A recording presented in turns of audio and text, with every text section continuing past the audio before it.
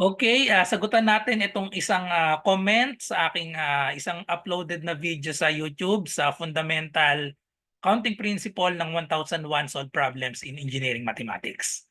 So ang sabi niya, hello engineer. So una po sa lahat, hindi po ako engineer. Ako po ay BS Math po ako. Licensed professional teacher po ako dati. Ah, licensed pa rin naman pero hindi na po ako nagtuturo ngayon. Okay, so thank you po for this video but I just wanna ask if ganito po yung given about integrals po. So 2 sine to the negative 1 x over 2 divided by square root of 4 minus x squared. About given yielding inverse trigonometric function po siya. Paano po kaya ito? Okay, so sagutan na natin. So bago pala, mabilis ang promotion. So ako po ay licensed financial advisor ng Sun Life. So kung meron pong interesado na kumuha ng life insurance, ay pwede niyo po akong i-PM. So mas bata, mas okay po dahil mas mura. So kagaya nito, for as low as 999 per month, meron na tayong insurance and investment. Para po ito sa 25 female non-smoker. Okay? So let's start. So ito yung problem. Integral of 2 sine to the negative 1 raised to 2 sine to the negative 1 of x over 2 divided by square root of 4 minus x squared dx. So kailangan sa ganitong mga problem, mabilis kayo sa derivative. Kabisado dapat yung mga derivative. Kasi by substitution, madali lang isolve ito.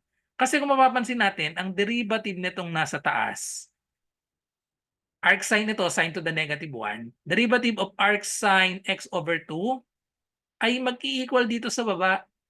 So, kunin natin. So, ito yung formula. Kailangan kabisado nyo kasi. So, derivative of sine to the negative 1u, u is differentiable function of x, equal siya sa 1 over square root of 1 minus u square times derivative of u with respect to x.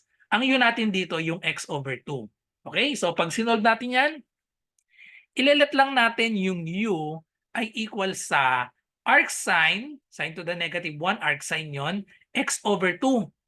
So, i-apply natin itong formula na ito.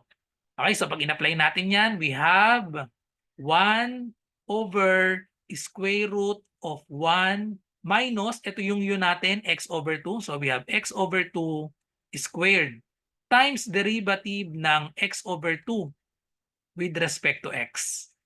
Okay? So, simplify lang natin para masolve natin yung du natin, differential.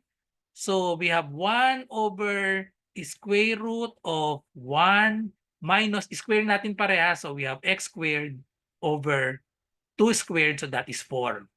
And then, derivative of x over 2 or 1 half x lang yan. So, therefore, 1 half lang. Okay? So, simplify natin. So, lakihan natin itong square root. Simplify natin ito, itong 1, cross multiply lang natin yan or itong 1 para ma-combine dito, gawin nating 4 over 4 yung 1. Okay? So therefore, equal na siya sa 1 over square root of, pag isahin natin yung square root of 4 minus x squared over square root of 4. Square root of 4. Siyempre, itong square root of 4, magiging 2 na lang ito. And then, mayroon pa tayo ditong times 1 half. Okay? So, itong 2 dito, pwede yung gawing 1 half din, di ba? So, makakancel na yung 1 half dyan, tsaka itong 1 half dito. So, ang natira na lang ay 1 over square root of 4 minus x squared. So, differential nga pala ito. So, lagyan lang natin ng du or dx. Okay? So, lagyan lang natin ito ng dx. So, dito pa lang sa umpisa, meron na siyang may dx na dapat dito kasi differential yan. Okay? So, therefore, by substitution, so magiging ganito na siya. Itong constant na to ilabas na natin. Yung sine to the negative 1, x over 2, ilet na natin yun na lang siya. Tapos itong dx over, ito na siya, equal na to sa dx over square root of 4 minus x squared. So equal na siya sa du. So nasa form na siya ng 2 integral of u du. So direct formula for integral of u du. So u to the n du equal siya sa u to the n plus 1 over n plus 1 plus c. So ganun lang pala kasimple. So equal na to sa 2. So we have, add lang tayo ng 1 sa exponent. May exponent na 1. So 1 plus 1. So we have u squared over 2 plus c. So cancel out lang yung 2. Tapos ang value ng u ay equal sa sine to the negative 1. So therefore, final answer is sine to the negative 1 of x over 2.